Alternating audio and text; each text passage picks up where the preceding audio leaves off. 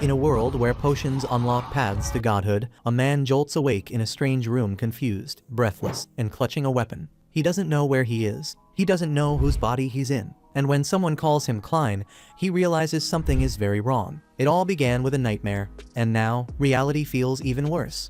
In the world of the Beyonders, humans gain extraordinary abilities by taking potions that set them on one of the 22 paths to godhood. Each path begins at sequence 9, and the lower the sequence number, the stronger the powers. Those who reach the highest ranks of a path can become godlike beings in what's known as the path to divinity. On September 9, 1349, in the 5th epoch, we witness a blood-soaked church. But it all begins on June 28th of the same year, when a man dreams he's falling from a plane, and sticky tentacles try to invade his mind. His body explodes mid-air, and the tentacles grow larger, stretching toward his very soul. That's when he jolts awake drenched in sweat, in a filthy, blood-stained room with a gun lying right next to his hand. The pain is so intense he wonders if he's had a brain hemorrhage, or died from exhaustion. As he struggles to make sense of it, a hand touches his shoulder and calls him Klein. But he doesn't know who Klein is, doesn't even recognize the voice or the body he's in. He stumbles toward a mirror, and doesn't recognize his own face. That's when it hits him, he must have transmigrated.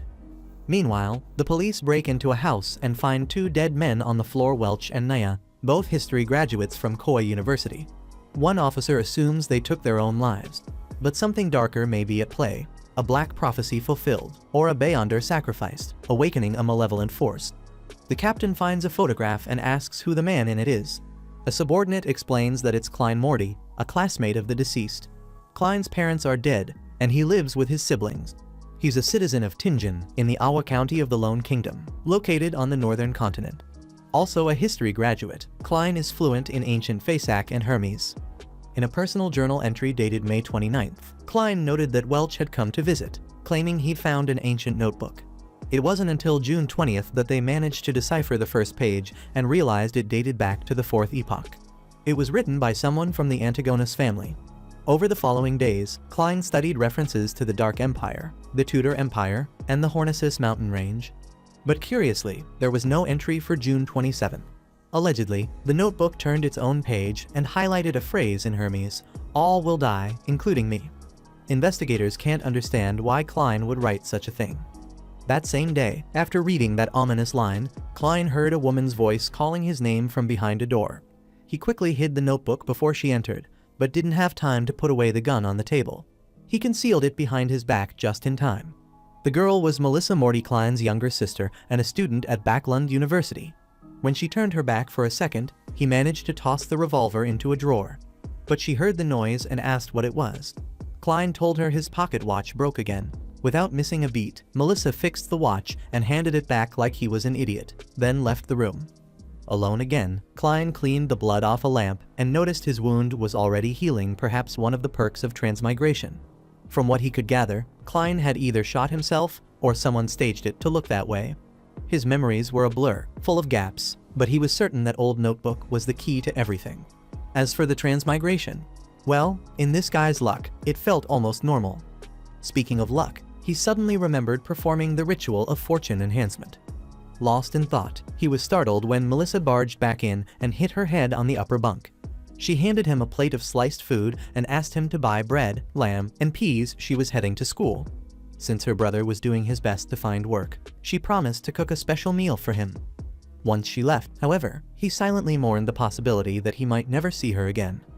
Klein picked up the gun and got ready to perform the fortune ritual again, hoping to transmigrate back, hopefully in time for dinner. At the market, he bought rye bread from Mrs. Smyron and ran into an acquaintance on the street. They exchanged polite words about graduation, jobs, and the dream of owning a home. This is the city of Tingen, in the Kingdom of Lone. On Iron Cross Street, Klein noticed the moon looked just the same in this parallel world. Near the church in the town square, some men were playing the landlord's game, something that also existed in his original universe. About a century ago, Emperor Rosel Gustav of Intis invented that game, along with tarot reading and the steamship. He also started the Spring Festival.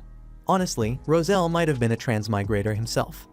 Caught in that train of thought, Klein was suddenly approached by a clown who handed him a flyer for a circus performance at 7 p.m. Suspecting something strange, he quickly left the area.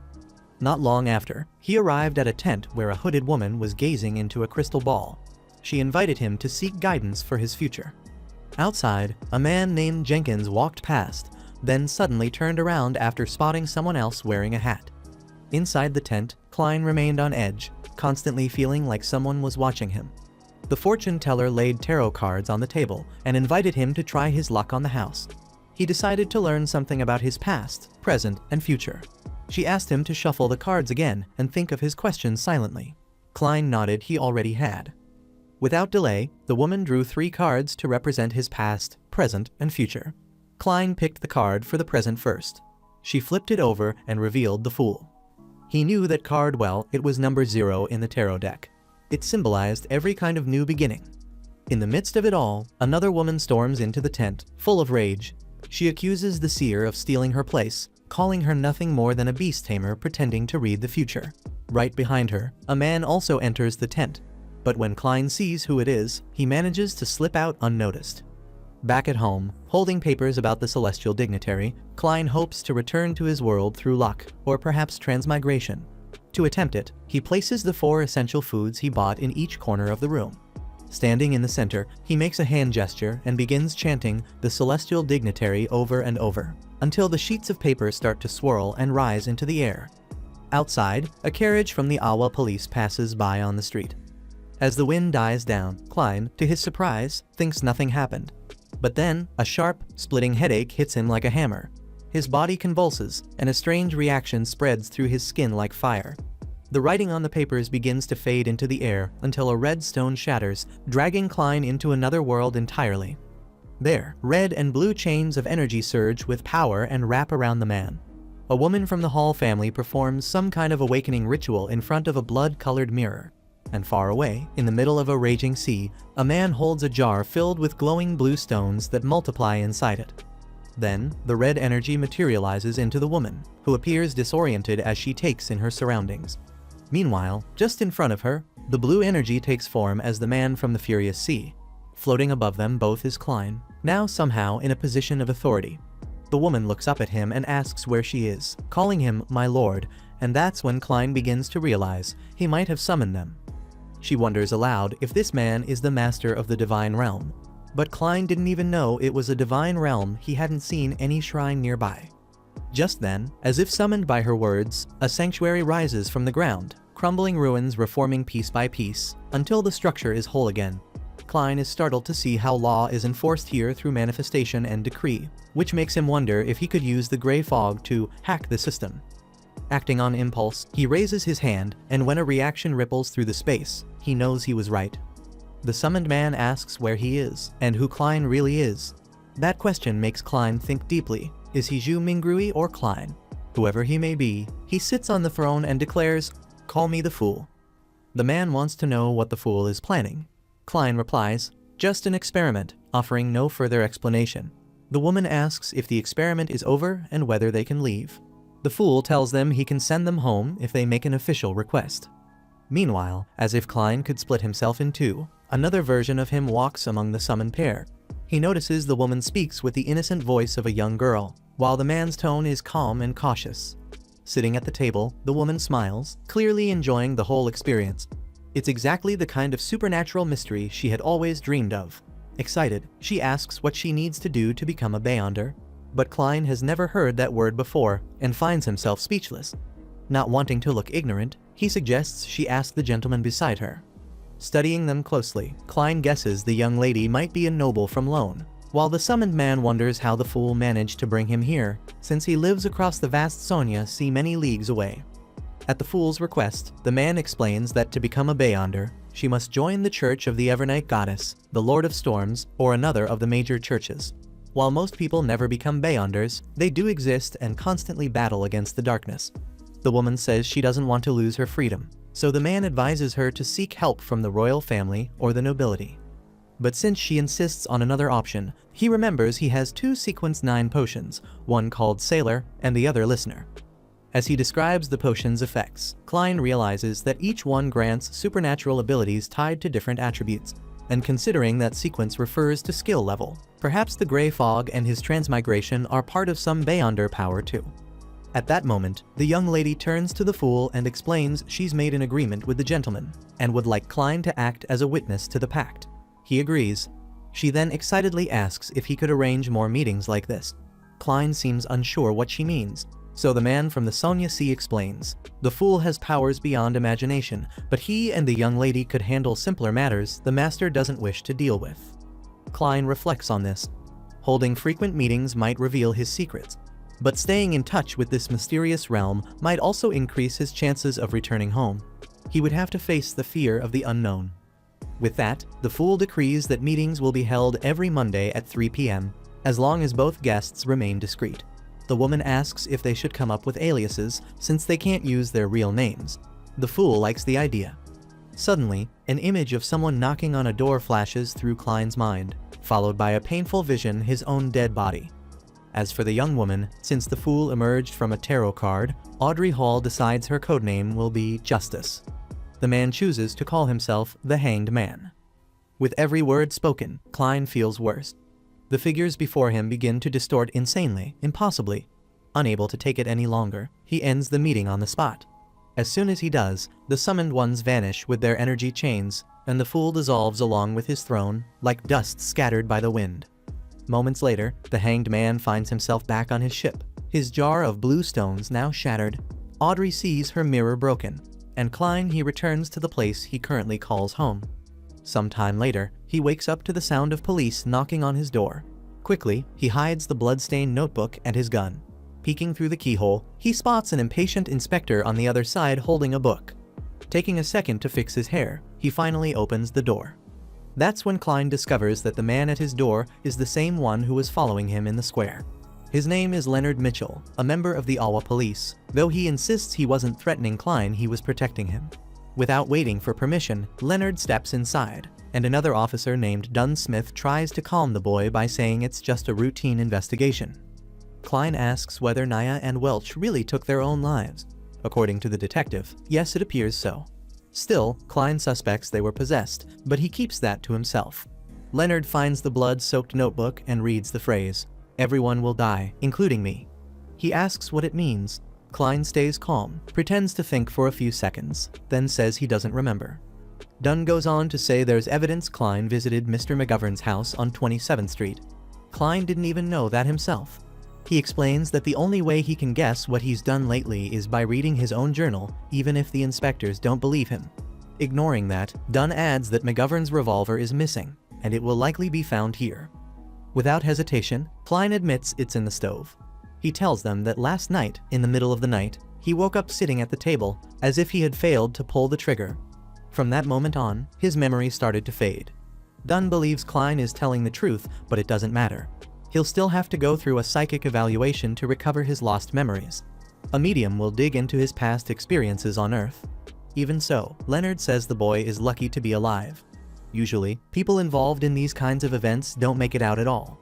After the inspection, Klein follows the officers outside, on his way to the psychic test. Nervous they might discover he's a transmigrator. Distracted, his attention is suddenly caught by a man yelling at a child who's been stealing food from him every single day. The kid darts past the officers but is caught by Dunn, who hands him back to the angry baker. The boy squirms and kicks a pole from a nearby tent, and amid the chaos, Klein Morty sees his chance and bolts. Without looking back, he sprints through the streets of Tingen and hides in a narrow alleyway. Out of breath, he stops to catch it. Just his luck, a window above him swings open, and someone dumps a bucket of water out. But something strange happens. The water stops midair, completely frozen. Klein realizes that time and space have been suspended. When objects on the ground start to float, he's sure a Beyonder is nearby. Around him, windows burst open like a hurricane is tearing through the city. In a panic, Klein runs, trying to escape the chaos, but even the ground rises like a wall, chasing after him. By sheer luck, he dodges obstacles that could have killed him, until he finds a carriage offering taxi service. He asks to be taken to the port, and the carriage sets off immediately. It feels like no one is chasing him anymore. Maybe all of that madness stayed behind in the alleyways, maybe it was just a dream. Feeling safer, Klein tells the driver to pull over, but the man ignores him and changes course, heading instead to Welch's house. Then, the driver's beret falls off. It's Inspector Dunn Smith. In the next scene, Klein wakes up from the dream back at home. The door opens, and standing at the end of the hallway is a man in a long coat, silent. He walks forward and introduces himself as Dunn Smith, the Night Watcher. Klein suspects this man was the one manipulating his dream. The Night Watcher says that by night, their power is far greater than most would believe and proves it by ripping apart everything around them, lifting Klein into the air using the wreckage of his own home. A woman with glowing eyes suddenly appears behind Klein.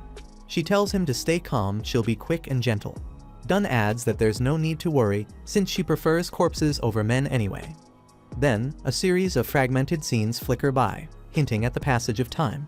Eventually, Klein Morty finds himself looking at a happy image of his parents.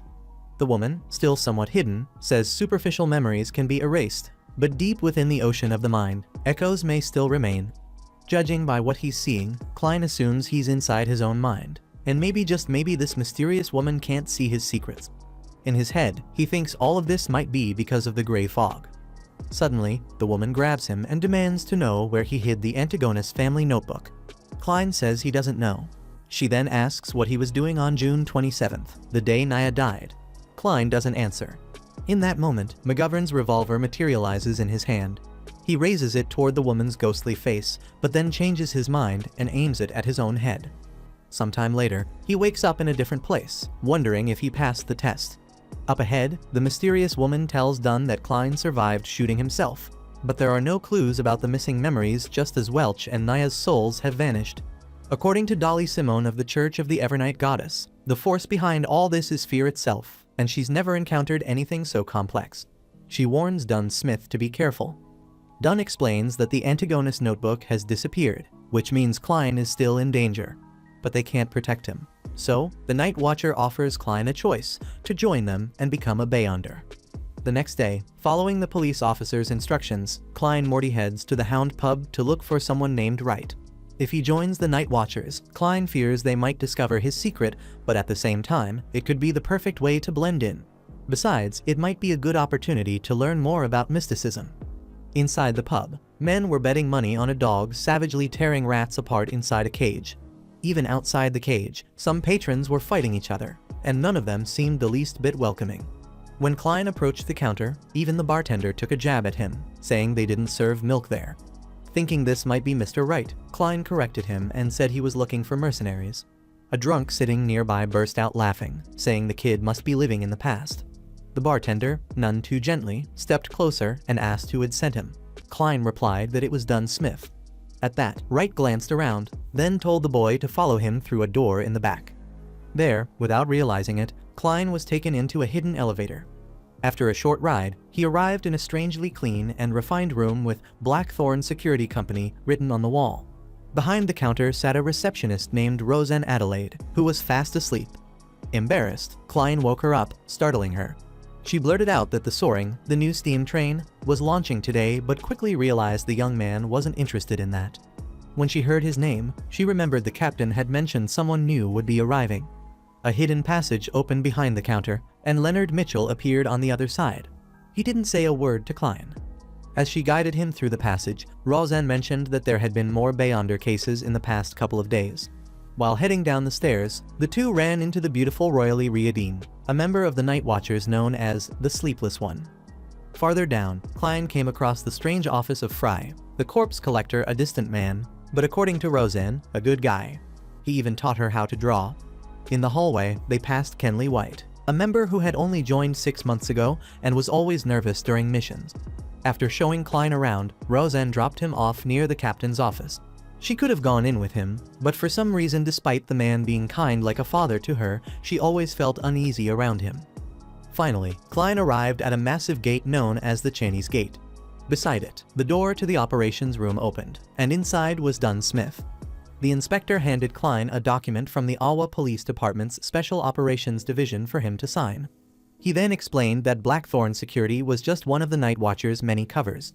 They also operated under the Church of the Evernight Goddess, and from now on, Klein would be part of the group investigating supernatural incidents. However, the captain warned him, as a Night Watcher, he ran the risk of losing control. As he said that, he handed the boy a candle and led him to another room. Beyond the door was a place that looked more like a cathedral or mausoleum, filled with tombstones. Each one bore the name of a night watcher who had been sacrificed pioneers of Tianjin, revered to this day, all of whom had died after losing control. Klein placed his lit candle in front of one of the tombstones. Then, Dunn asked him if he knew the creation myth. The young man answered that the Creator, awakened from chaos, brought forth the first ray of light, and then created all existence. One of his eyes became the sun, the other the crimson moon. His body became the earth and stars. His hair turned into the phoenix, and his ears into demonic wolves. As Dunn explained, everything came from the same origin. Humans can craft potions using mystical ingredients to gain powers and follow certain paths. Klein recalled how the Hanged Man had mentioned something about the 22 paths the day before. Dunn went on to say that the Church of the Evernight Goddess had sequenced 9 potions for 4 paths. The Complete Sleepless Path, the Corpse Collector, meant for self-defense, the Mystery Prior, and the Seer, for mysticism. However, none of them were strong offensively. Dunn mentioned another option, the Path of the Diviner, though they only had the Sequence 9 version. Either way, Klein wasn't expected to decide now. First, he needed to talk to Neil in the alchemy room to make the best choice. As Klein walked away, Captain Dunn stayed behind, reflecting that the Night Watchers were guardians, but also a bunch of miserable souls fighting threats and their own madness. Wandering the hallways, Morty thought to himself, no matter which potion he chose, what he really needed was knowledge about mysticism. In his view, the Sleepless and the Corpse Collector were off the table. That left him torn between the Mystery Prior and the Seer. When he arrived at the alchemy room, he knocked 3 times and stepped in. No one seemed to be there until an explosion went off. Neil came stumbling out of the smoke, coughing like crazy. Before anything else, the old man said he'd been expecting Klein. But before choosing a sequence, there was something he needed help with, organizing some documents. Without complaining, Klein helped sort a few books on the shelves. While they worked, the old man mentioned that the boy had a degree in history and knew ancient Phases and Hermes. Klein corrected him, saying he wasn't exactly fluent. Neil replied that it was always better to start with something you're already good at. That way, once you got the hang of it, you'd be able to decipher books that vanished after Emperor Rosel's death. Most of those journals had been lost, and recovering just these 3 had taken great effort. It said that the unique symbols Rosel invented held mysterious powers, though for over 150 years, no one had uncovered their true meanings. Still, Neil claimed to have deciphered a few of them, and was confident they represented numbers. In other words, it was a diary. Fascinated, Klein took one of the documents and realized it was written in simplified Chinese by Emperor Rosel Gustav himself. It read, November 18th. Truly fascinating. I found a poor man caught in a storm and lost in the darkness. Lucky fellow. He met me, the protagonist of this era. January 1st, 1184. A magnificent New Year's party. Lady Florna was absolutely dazzling. Klein was taken aback to discover that the Emperor was far more emotional than he'd imagined. But right after that, he got hit with a heavy line from another part of the journal. I've repeated it so many times. The secret of potions isn't about mastering them, but internalizing them. It's not about gaining powers, but becoming. The names of the potions aren't just symbolic, they're a concrete key. The key to internalization. Reading through the journal, Morty began to wonder if he might actually discover a way back home. As he kept reading, he came across another passage from the Emperor. I made a hasty choice. Looking back, I should have chosen the Apprentice, the Seer, or the Marauder. Those are the best options. Lost in thought, Morty wondered what Gustav meant by that until old Neil interrupted him, asking what was going on. Klein explained that he was trying to decipher and translate the diary, which made the seasoned alchemist chuckle. He thought the boy was far too young for such a complicated task. Letting the matter go, Neil asked which potion the boy wanted to take. Klein decided to trust his predecessor and chose the Seer. Neil reminded him that once he made this decision, there would be no turning back, but Klein was sure he had to follow his heart. Laughing, the old man admitted he hadn't expected the boy to choose the path of the Seer. It was the kind of path only people with a strong personality would choose, just like he had back in the day. Cheerful, Klein said he'd love to learn more about mysticism. That's when the alchemist recalled a quote from Emperor Rosel, "Knowledge is power." And now that Klein had made his choice, it was time to begin. Without delay, the alchemist started mixing. 100 milliliters of pure water, 13 drops of nightshade extract, 7 mint leaves, 3 drops of hemlock extract, 9 grams of powdered dragon herb, and finally, the most crucial ingredients, 10 milliliters of crystallized squid blood, 50 grams of stellar water crystal. With all the elements combined, the Seer's potion was complete. Honestly, Klein was terrified of being poisoned after drinking that concoction. But Neil warned him the more he worried, the less he'd absorb. So, Klein stared at the liquid, took a few seconds to gather courage, and drank it. Immediately, the same words began repeating in his mind. Hornisis, Phlegria, Hornisis, Phlegria. As the psychedelic rush took over, the alchemist explained that the effect had begun. Some powers were leaking out that was normal. Whatever happened, Morty had to stay focused and picture a very ordinary object from this world. Concentrating, Klein imagined a top hat. Then, Neil instructed him to adjust his thoughts and visualize something that didn't exist in this world. Still focused, Klein imagined something that cracked the ground beneath his feet. The crack widened until it became a full-blown explosion that could be heard by Leonard on the far side of the base. Panicking, Neil yelled at the kid to control his spirituality and imagine something foreign to this world, but Klein Morty was completely tripping, lost inside his private universe, where a massive object rose beneath him and carried him high above the city of Tingen. Down in the streets, some people felt something strange happening, but none of them could see anything at all. Neil kept urging Klein to recall how he had imagined the object. That's when the boy managed to mentally summon a freaking rocket which soon vanished into the air and sent him crashing down. Klein plummeted, surrounded by all kinds of bizarre objects that didn't belong to this world. In the end, he came face to face with a gigantic astronaut, who released an absurd amount of magical fluid from inside his helmet. At the same time, bottles across the alchemy room popped open and began spewing that same viscous substance. Alarmed, Neil ordered Klein to take hold of his spirituality rather than letting it spill out. With each second, the boy sweated more, and his thoughts grew more surreal and unhinged. Suddenly, his eyes shot open, completely enveloped in darkness. And just like that, the process was complete.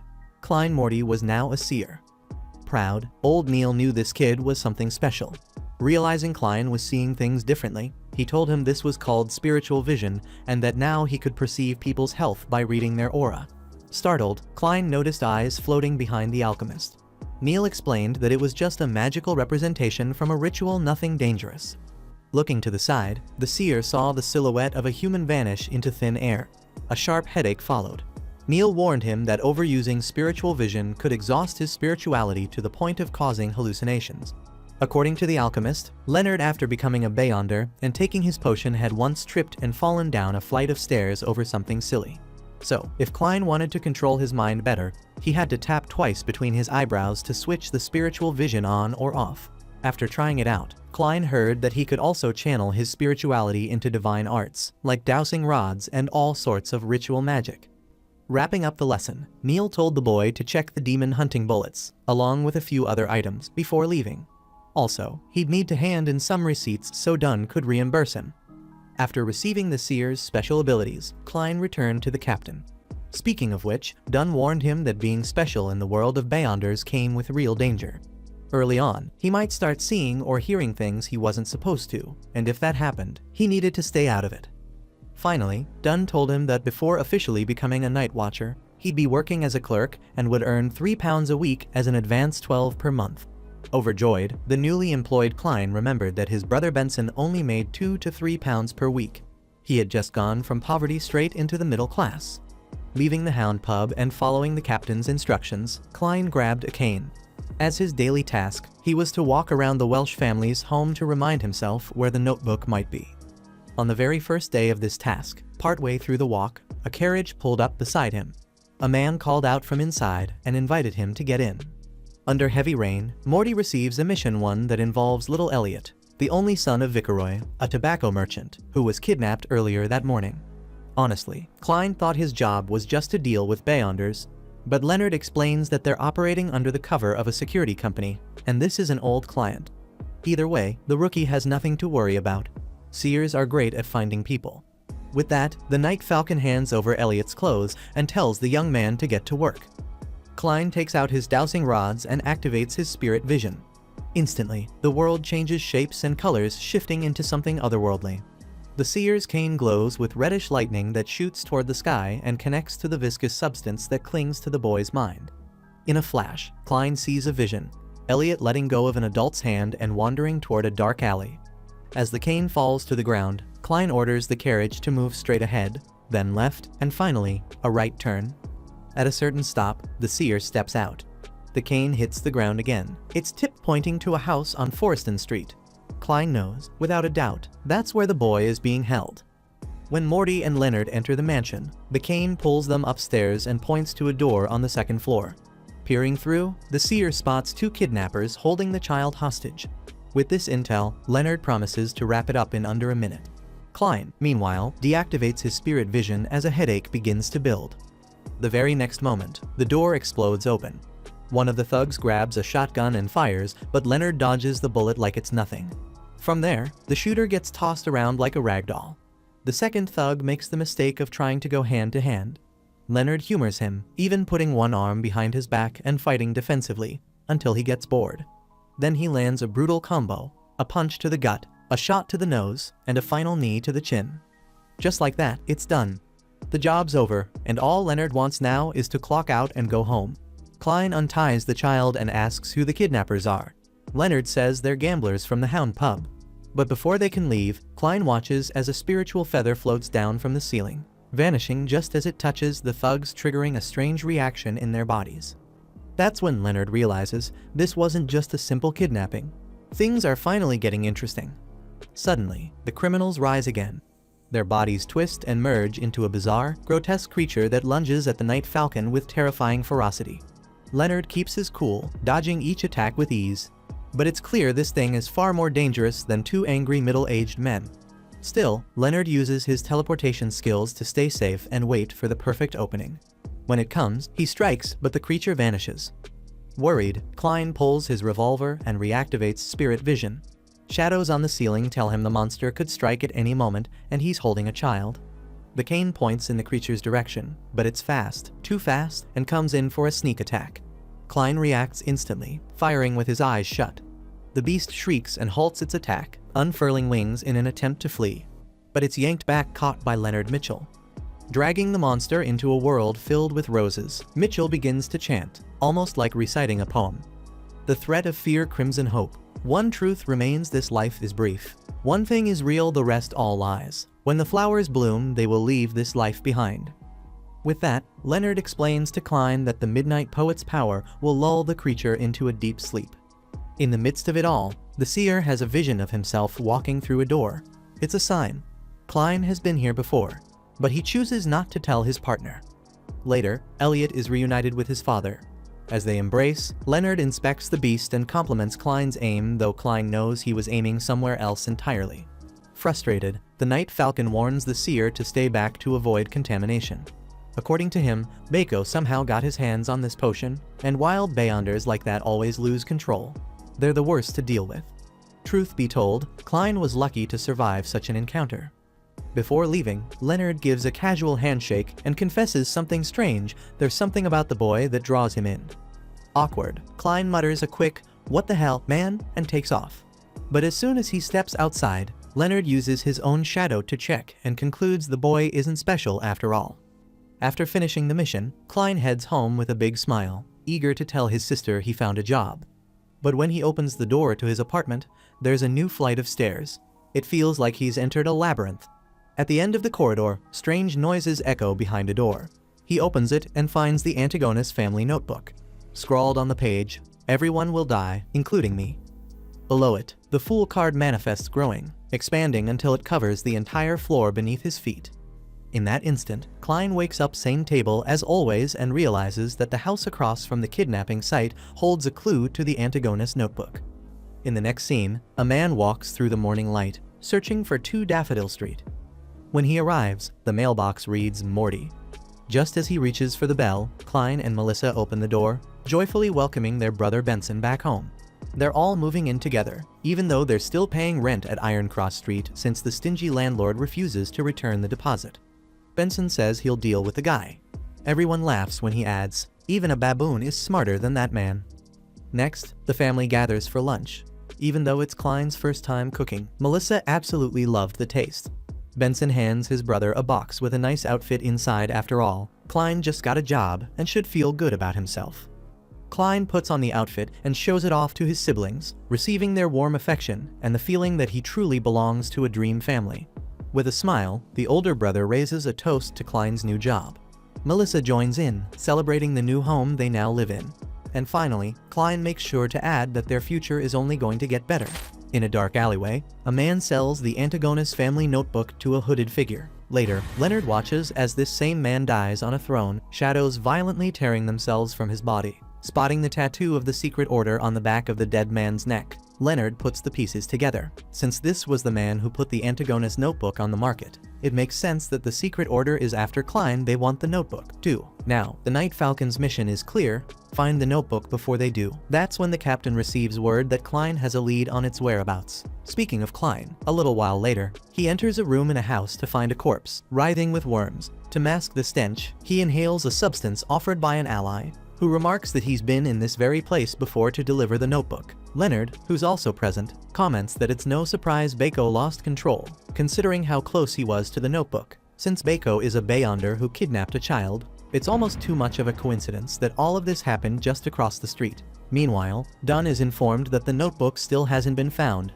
and Ray Bieber, the victim's son, is missing. Immediately, Klein is tasked with finding the missing boy. But after using the cane in the process, the object turns against the seer himself and nearly impales him. Holding the cane in midair and narrowly avoiding disaster, Dunn realizes that some powerful force has interrupted the divination. He calls an end to the day's work and promises to notify the sacred cathedral so they can try other investigative methods. Next, at Channy's, the captain compliments the rookie's coat he's standing beside him for this mission. The captain hands the young man a topaz pendulum, which amplifies spiritual communication and divination, very useful for their objective today. According to Dunn, the cathedral has authorized the use of a Class 2 sealed artifact to help locate Bieber, and it's being escorted to Tingen as they speak. These are special objects among the Beyonders. Some possess miraculous magic, others devastating power.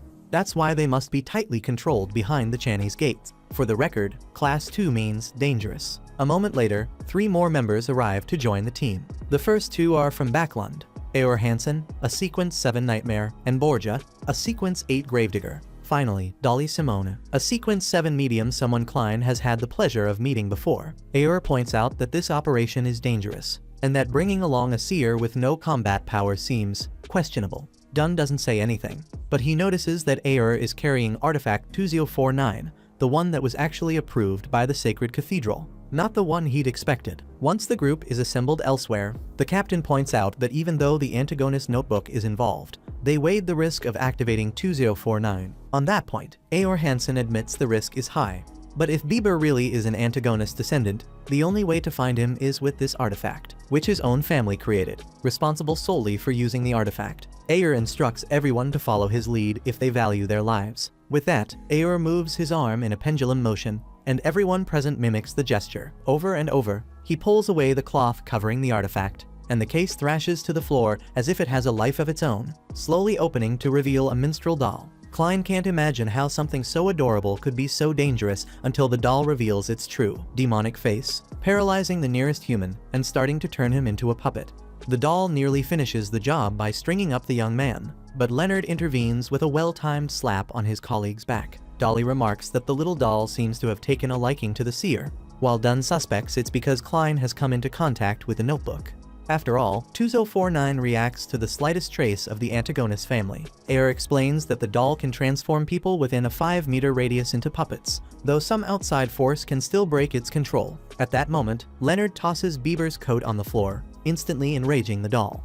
For Eor, that's proof enough that Ray Bieber is an Antigonus descendant, and so, the search must begin now. And so, somewhat ridiculously, the group takes to the streets, still swinging one arm like a pendulum. Klein Morty admits to himself that he's never felt so embarrassed in his life. But fortunately, Leonard lets him stop the motion as he climbs into the carriage. The group sets off in 2 vehicles. Elsewhere, in a warehouse near the docks, Ray Bieber is participating in a ritual. A voice proclaims that the Antigonus bloodline will be revived and return in all its glory. In the middle of the ritual, Bieber's body absorbs the notebook and transforms into a monster, hiding behind a pillar. A man in clown makeup laments that it's already too late, the notebook's been consumed. But with his keen hearing, he notices carriages approaching, and for a moment, he dares to hope. Displaying his order tattoo, he plans a surprise for the guests. Soon after, the 2 carriages pull up to the warehouse entrance. Following orders, Klein uses the topaz pendulum to sense danger, and the artifact detects an enormous threat. The warehouse doors swing open, releasing a red smoke that sends the horses fleeing, carriages and all. The Night Falcon members train their weapons on the smoke as a monstrous giant emerges, raging and ready to attack. The Falcons open fire, slowing their enemy's charge. Dunn shows Klein a sleep incantation and tells the seer to back off and stay safe. The Falcons then recite the Midnight Poem, imprisoning the giant in a world where they have the upper hand, and with every second, victory seems within reach. But in a sudden twist, the monster responds by spewing a dark substance from its mouth. Dolly realizes the poetry isn't working. With a violent punch to the ground, Ray Bieber breaks free from the astral prison. Dunn realizes this isn't just a Beyonder losing control, this is a dead soul. With that in mind, he climbs onto the giant's back and strikes with a surge of electricity. Dolly joins the assault, unleashing the death stare. While the captain quickly realizes this isn't just any dead soul, it's already under the control of the notebook, which limits their attacks. Dolly claims to have found the creature's weak spot, so the others just need to hold it off for 3 seconds. With that said, Dunn Smith casts the dream net, and Leonard, opting for a more direct approach, closes in to distract their opponent. But just as Dunn manages to bind the giant with his energy cords, Klein senses the book inside Bieber pulsing so intensely it causes real, physical pain, and as if that weren't enough, an explosion tears through the area, releasing tentacles from within the notebook, one of them violently stabbing straight through Captain Dunn's torso. The leader isn't the only one hit. Leonard is also gravely wounded. The other 2 try to protect the artifact, but one tentacle manages to knock the briefcase to the ground. Seeing this, Ire orders Borgia to secure the item while he charges at the giant monster. Confident, he plunges his magic-imbued sword into the enemy, but it has no effect at all. In return, Bieber deals a devastating blow to the Falcon, knocking him flat and forcing Borgia to rush to his aid. Still alive, Dunn grabs the tentacle skewering his body, and with veins bulging across his face like rivers, he recites a poem, refusing to back down. Klein, for his part, finds the noise of battle overwhelming, but prefers it to the whispers of the gray mist. Using the sleep items given by the captain, he activates both and hurls them at Ray Bieber. Now, with their foe vulnerable, Dolly moves in and unleashes his Underworld Mother ability, triggering a violent blast that sweeps up everything nearby. When the dust settles, Eeyore dashes to help his fallen comrade, who's lying unconscious. As she's treated with medication, the group's seer hears someone repeating the words Hornesis, Flagria, over and over.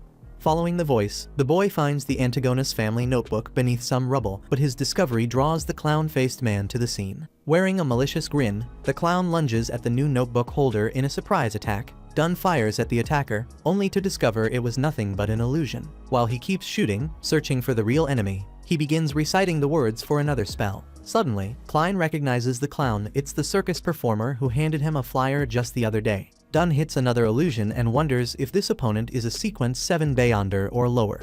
Eeyore orders Borgia to stay clear of 2049 and then dives into close combat with the enemy. Leonard does the same, but the clown has plenty of tricks up his sleeve, escaping danger whenever the tide turns against him. His uncanny agility lets him dodge bullets with ease, making Klein suspect he can anticipate the Falcon's every move. So, the seer decides to break the clown's rhythm by firing in the middle of his evasive maneuvers. Sure enough, the shot lands in the clown's abdomen, wounding him at last. The clown tries to flee, but Leonard won't have it, chasing him down with his midnight poem. However, the clown counters in time with a magic whip that keeps him out of the astral prison, then charges straight at Klein to finish the boy off. Quick as a flash, Eeyore slashes at the enemy with his sword, but once again, it turns out to be just another illusion. Suddenly, with a snap of his fingers, the real clown manages to open the artifact's case. Instantly, time freezes, and the minstrel's cords wrap around every Night Falcon still on the battlefield. Desperate to break free, Klein thinks of the gray mist as the external force he needs. He recites the correct words and manages to escape to the magical cathedral,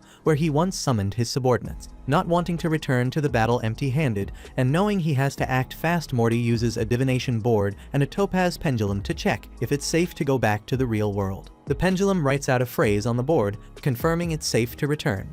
So the boy does, finding that, even though he's still wrapped in the minstrel's cords, he can move again. But before he can act, a voice offers to set Klein and his companions free if he hands over the notebook. To prove his goodwill, the clown even throws in a bonus.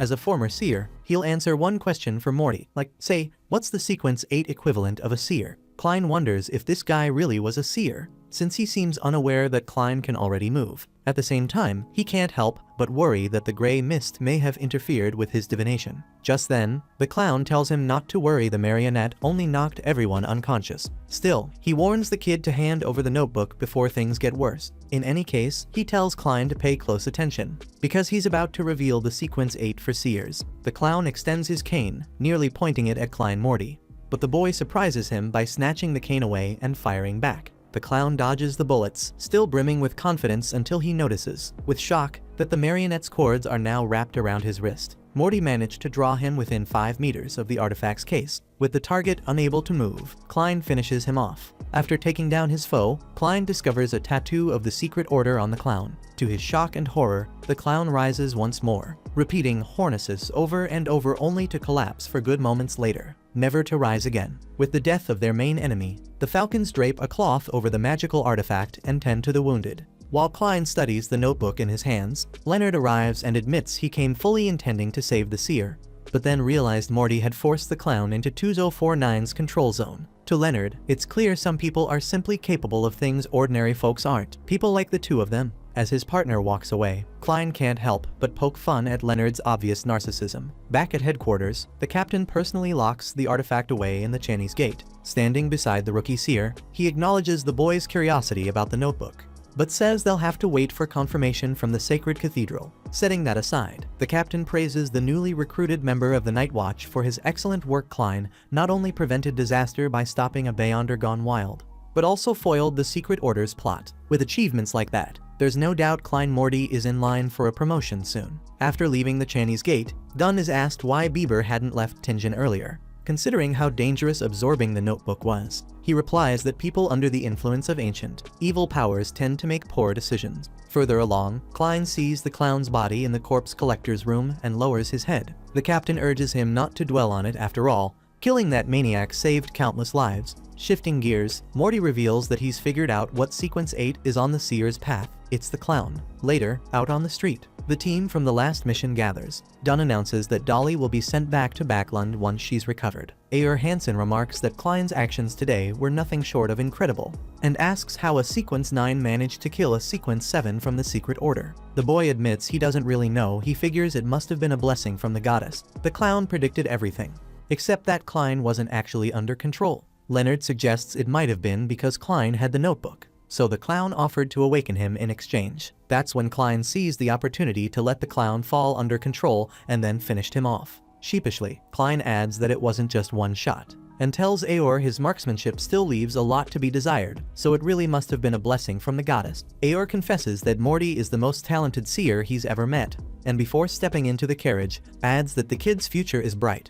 Hearing the praise, Klein suddenly feels a strange sensation in his body. Guessing the potion must be assimilating, he figures something must have acted as a catalyst and made the process easier. Knowing the next potion is for the clown, Klein considers moving ahead without delay. As for those Hornesis whispers, maybe some history professor would know more, so he makes plans to visit the university and ask around. Later, at Koi University, a professor named Isaac Eggers is asked about it. Klein explains that, before the incident, he'd studied an old Antigonus family notebook mentioning the nation of Eternal Night atop the Hornesis Mountains. Even so, although he's heard the names before, the professor believes they might just be words with the same root, meaning he can't offer much help for now. Klein asks Isaac to write if anything comes to mind, and heads for the door.